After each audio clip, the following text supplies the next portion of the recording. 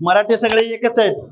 पाहुण्या रावळ्यांनाच तिकीट दिली जातात, पाहुण्या रावळ्यांनाच कारखाने दिले जातात, पाहुण्या रावळ्यांना शिक्षण संस्था दिल्या जातात. कधी नव्हते एक. मराठे कायम एकच आहेत.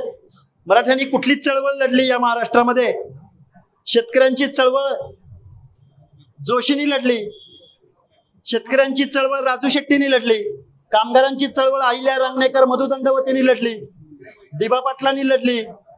तुम्ही कधी इथल्या कॉमन मॅन, तुम्ही कायम सत्तेत राहिला, सत्तेच्या बाहेर तुम्ही कधीच राहिला नाही. तुम्ही निवडणुका जिंकण्याचं तंत्रज्ञान आत्मसात केलं, पण आमच्या 18 पगड जातीची ओबीसीची भावना, वेदना मात्र इथल्या ह्या सत्ताधाऱ्यांना कधीही समजली नाही. शेवटचा प्रश्न यासाठी त्यावर तुम्ही बोलावं. तुम्ही दोघं आरोप प्रत्यारोप करता एकमेकांवरती, काळाची गरज आहे किंवा तुम्हाला बोलावं लागेल, पण तुमच्या बोलण्यामुळे दोन्ही समाजामध्ये ग्रामीण भागापर्यंत तेढ निर्माण होणे याचं सुद्धा आवाहन करतात. आम्ही आमची भूमिका मांडतोय. आम्ही तेढ निर्माण करत नाही, तर आम्ही ओबीसीच्या मनामध्ये विश्वास निर्माण करतोय. आणि जर आमच्या ओबीसीच्या मनामध्ये विश्वास निर्माण झाला आणि एकी झाली, हा आता मी मराठवाड्याच्या भूमीत आहे. काही लोक म्हणतात की जालना, परभणी, बीड मध्ये ओबीसी जास्त आहे, पण मी जबाबदारीने सांगतो की पश्चिम महाराष्ट्रामध्ये याच्यात बरोबरीनं ओबीसी आहे. पश्चिम महाराष्ट्रातला जर ओबीसी जयंती जर एक झाला आणि जागा झाला, तर जरांगे राजकारण नावाची गोष्ट तुम्ही विसरून जा.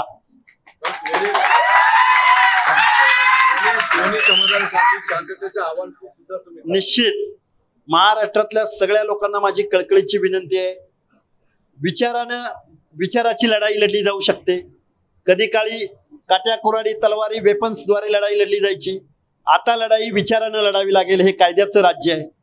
तुम्ही माझ्या समोर तुमचं शिष्टम, तुमची माणसं, सल्लागार त्यांना बरोबर, आणि मीडियाच्या माध्यमातून सांगतो, लोकशाहीचा चौथा स्तंभ मीडिया आहे. मीडियाने एक मीटिंग अशी ऑर्गनाईज करावी की त्यांच्या बी 4 लोकांना, मी एकटा म्हणण्यापेक्षा मी तज्ञ तत्वज्ञ असं नाही मला म्हणायचं, पण त्यांनी कधीतरी यावं, चर्चेला बसावं. प्रत्येक गोष्टीवर सोल्युशन आहे. मराठा बांधवाच्या तरुणांसाठी सुद्धा सोल्युशन आहे. पण मागासवर्गीयांच्या आरक्षणामध्ये तुम्हाला आरक्षण मिळालं म्हणून तुमची गरिबी हटल, हे कुणी सांगितलंय तुम्हाला? आणि आरक्षण म्हणजे प्रतिनिधित्वाचा कायदा आहे. या व्यवस्थेमध्ये ज्यांना डावललं गेलंय, जो पिछडा आहे, जो शोषित आहे, ज्याला इथल्या व्यवस्थेत दुय्यम वागणूक दिली, नाभिकाला अरे कोण आला रे तो, धोब्याला कोण आहे रे तो, धनगराला येडा धनगर, तो कोण, तो नगरी उस्तोडीवाला, फडवाला, गबाळी, हे माणसाला माणूस म्हणून वागणूक या व्यवस्थेत मिळायला हवी. बाबासाहेबांनी त्यावेळी देशाच्या पहिल्या ह्याच्यामध्ये सांगितलेलं होतं, मला का ओबीसीना रिझर्वेशन द्यायचंय. त्याच्यावरती मी कधीतरी एकदा सविस्तर मीडिया समोर बोलेन. आवाहन करा दोघांना म्हणजे आम्ही अगोदर आंदोलन सुरू केलेलं. आम्ही शोषित वंचित आहोत. आमच्याकडे आमदार खासदार नाहीत, आमच्याकडे पैसे नाहीत, पण आमच्याकडे भावना आमच्या लोकांची कुठेतरी त्याचा उद्रेक होत होता. लक्ष्मण हाके कुठलाही मोठा माणूस नाहीये. लक्ष्मण हाके बोलतोय म्हणून तुम्ही सिरियस होऊ नका, पण मी काय बोलतोय या प्रश्नावरती तुम्ही प्लीज सिरियस व्हावं. महाराष्ट्राचे मुख्यमंत्री, विरोधी पक्षनेते, 4ही 5ही 6ही पक्षाचे प्रमुख, तुम्ही निवडणुका जिंकण्यासाठी महाराष्ट्राचं राजकारण बट्ट्याबोळ करू नका. निवडणुका झाल्यानंतर सामाजिक न्यायाचं धोरण राबवा. तुम्ही बजेटचं समतोल वितरण करा.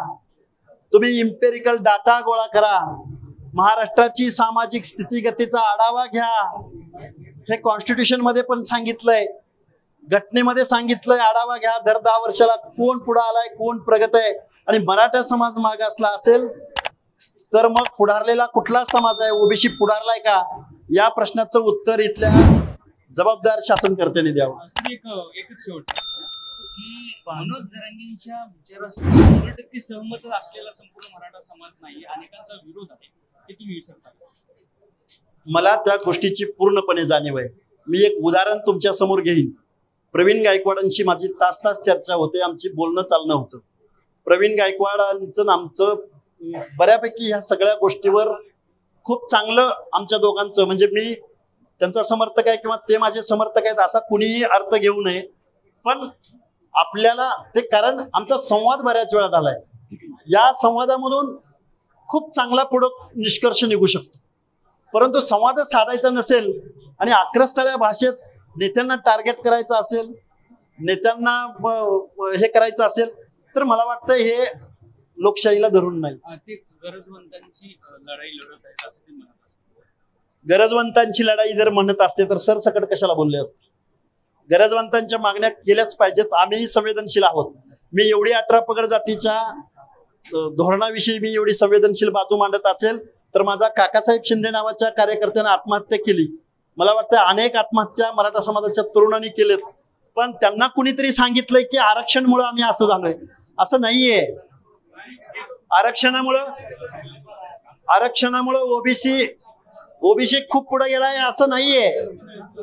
आरक्षणामुळे ओबीसीने 100-200 कारखाने काढलेत असं नाहीये. ओबीसी आरक्षण मिळालं म्हणून ओबीसीचे 5-50 जज झालेत असं नाहीये. ओबीसीला रिझर्वेशन दिलं म्हणून ओबीसीचे 5-10 खासदार झालेत असं नाहीये. त्यामुळं मराठा समाजाच्या तरुणांना माझी विनंती आहे, आमच्या भटक्या विमुक्त जाती जमातींच्या, ओबीसीच्या, आमच्या ह्या लोकांच्या पंक्तीत का म्हणून यायचंय राजे हो तुम्हाला?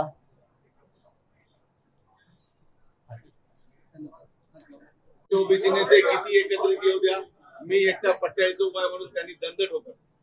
काय ओबीसी समाज किती एक आला, नेते किती एक जरी आले तर मी एकटा मराठ्याचा इथं पठ्या आहे आणि त्यांनी दंड ठोकवलं तुमच्यावर. या देशामध्ये आणि लोकशाहीमध्ये मोठ्या मोठ्या लोकांची इथल्या जनतेने जिरवलेली आहे.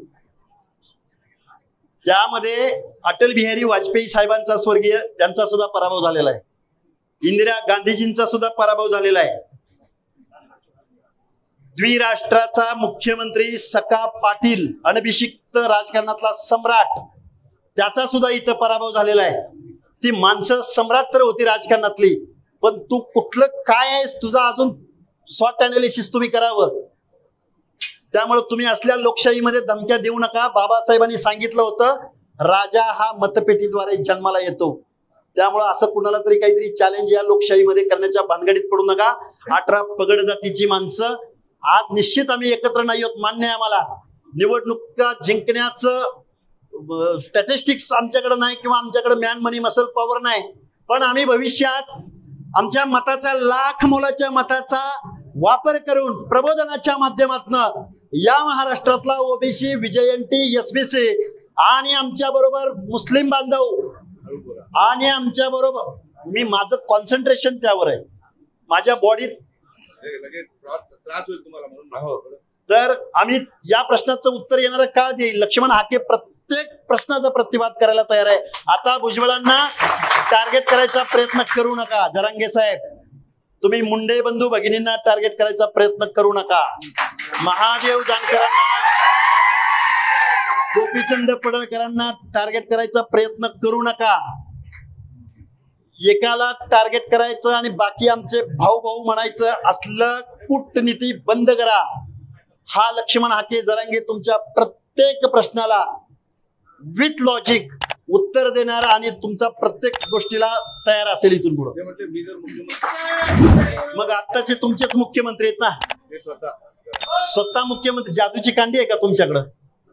तुम्ही काय घटनेची तत्व, रिझर्वेशन पॉलिसी, लॉ,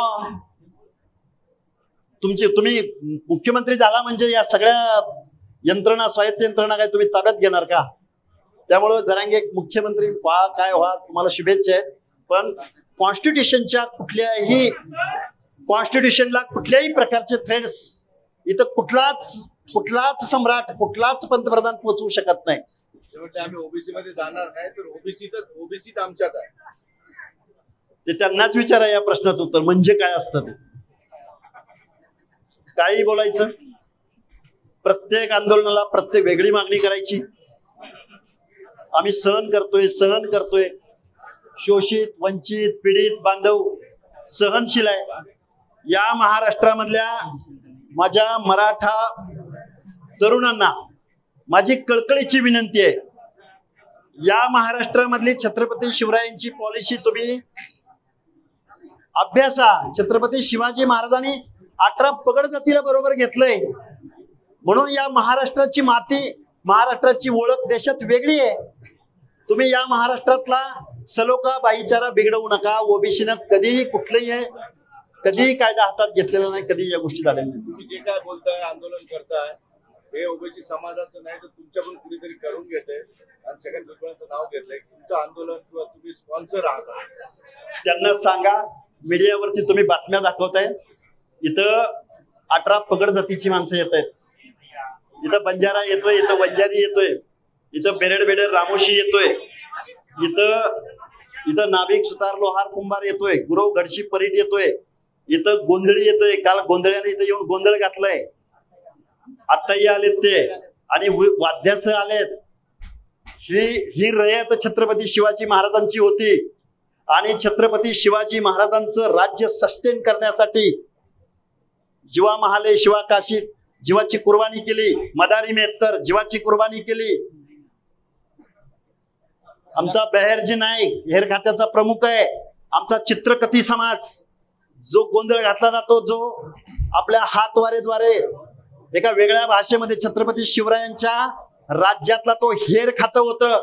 त्यामुळे जरांगे तुम्ही थोडा अभ्यास करा कुठल्या तरी गोष्टीचा आणि महाराष्ट्राच्या 12 करोड जनतेमध्ये विष पेरण्याचं काम तुम्ही करू नका. आम्हाला जातीय तेढ निर्माण करायची नाही, मराठा ओबीसी मध्ये जातीय तेढ निर्माण करायची नाही, पण ओबीसी आंदोलन आम्हाला मजबूर करते ते करा. ओबीसीचं आंदोलन आता सुरू झालंय, 9 दिवस झालं. आम्ही मोर्चे एल्गार मेळावे घेतले होते, पण आम्ही कुणाची नासधूस केली नाही, आम्ही कुणाला चॅलेंज केलं नाही. तुम्ही काय म्हणालात, ओबीसीचा उमेदवार उभा राहिला तर याच्या पुढच्या 5 पिढ्या निवडणुका लढणार नाहीत, असं मतदान करा. कोण करतंय जातीयवाद?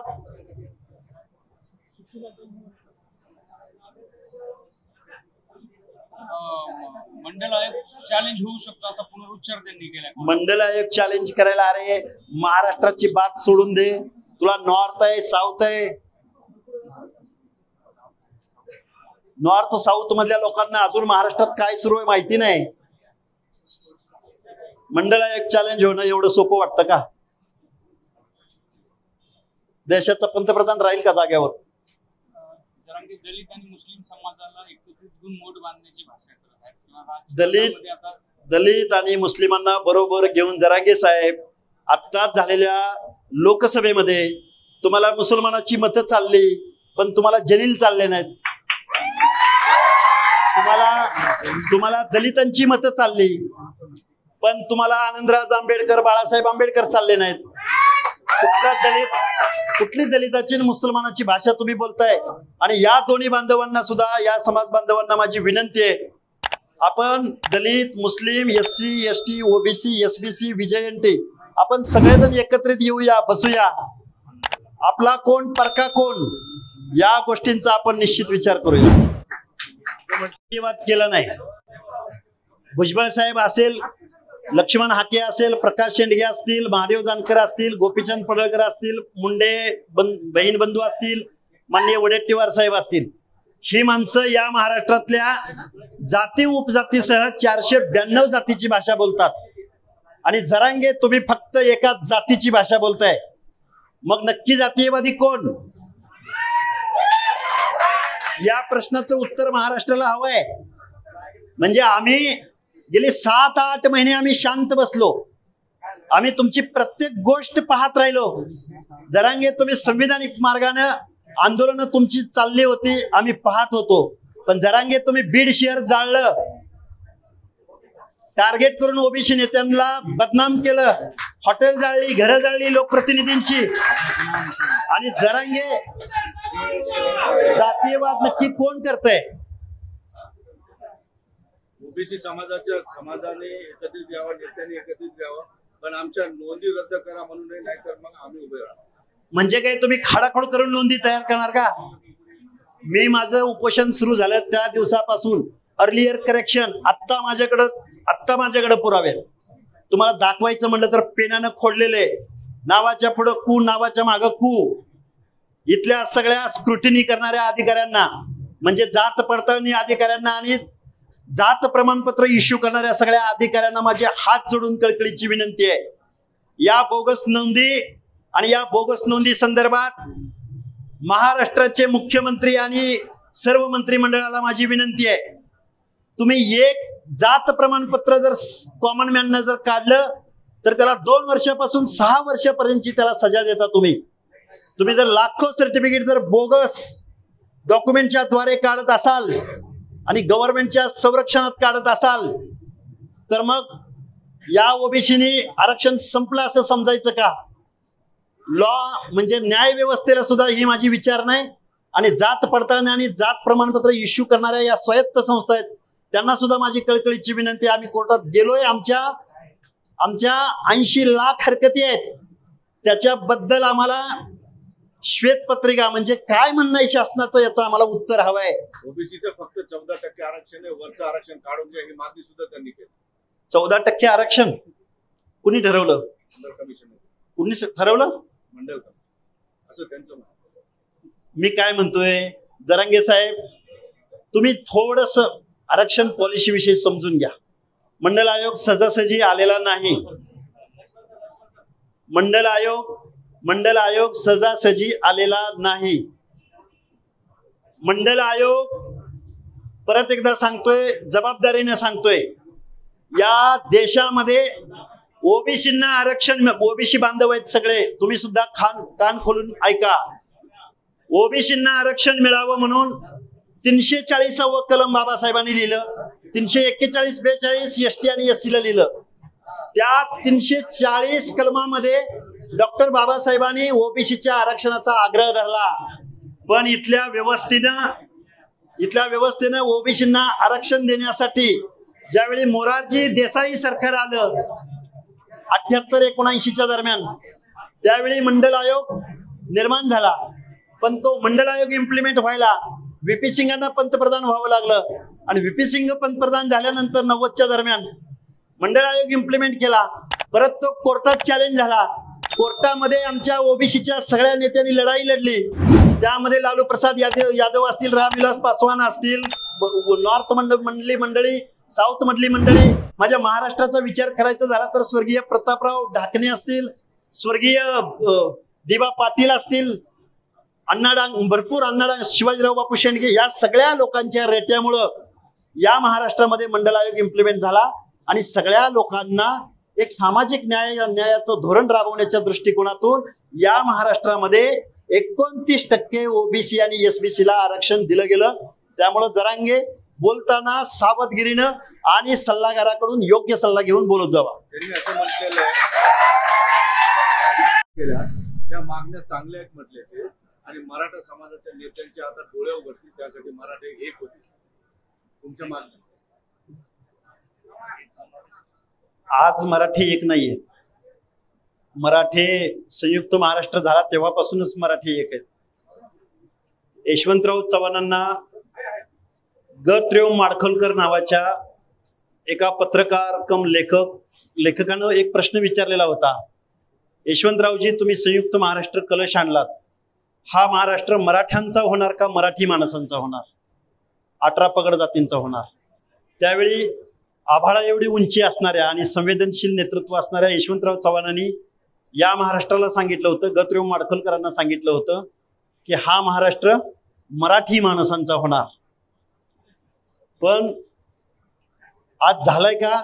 या माझ्या ओबीसी भटक्या बांधवांना महाराष्ट्रातल्या तज्ञ मंडळींनी उत्तर द्यावं, कारण हे उत्तर देण्या एवढी जरांगेंची उंची नाही.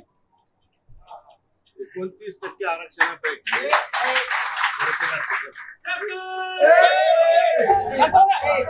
29% आरक्षणापैकी 16% आरक्षण हे कसे दिले हे तुम्ही सांगा, कारण 14% मंडल आयोगाने ओबीसीला आरक्षण दिलं होतं असं जरांगेंचं म्हणणं.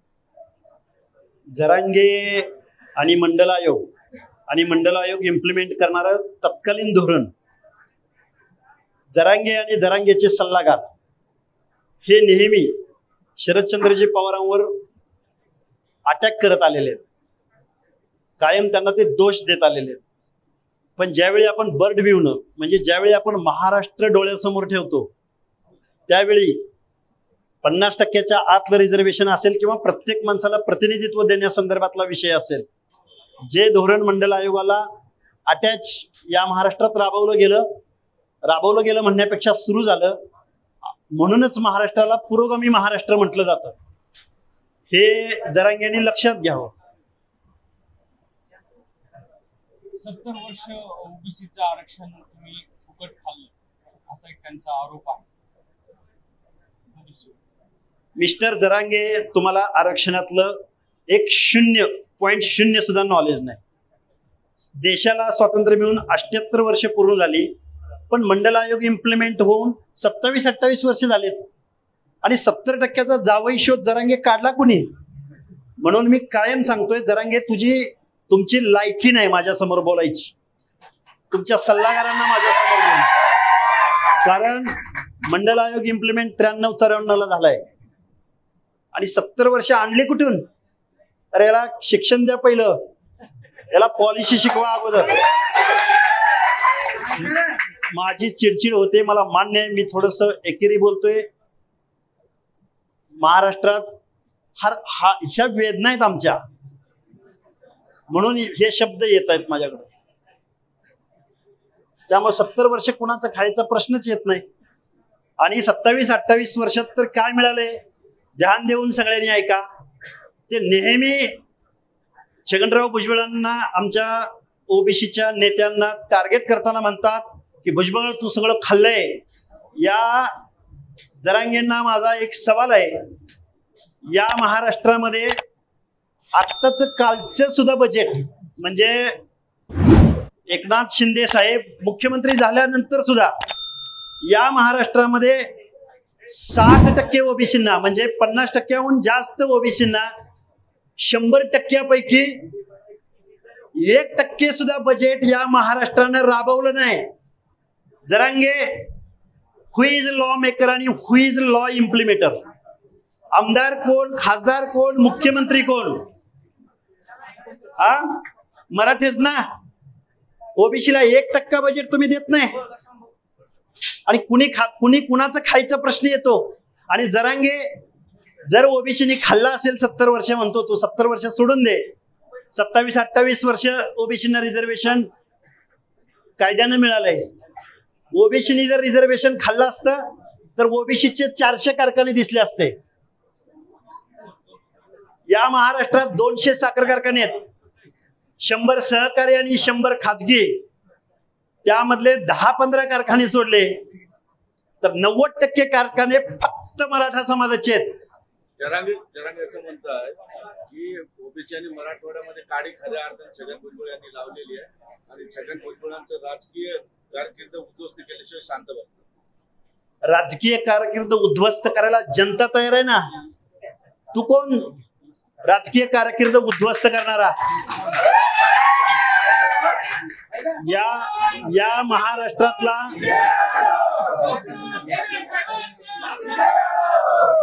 महाराष्ट्रातला ओबीसी, विजयंती, एसबीसी हा जर एक झाला आणि त्या लोकांनी जर स्वाभिमानाला मत दिलं, जरांगे येणारा काळ ठरवेल फुले शाहू आंबेडकरांचा पुरोगामी महाराष्ट्र काय.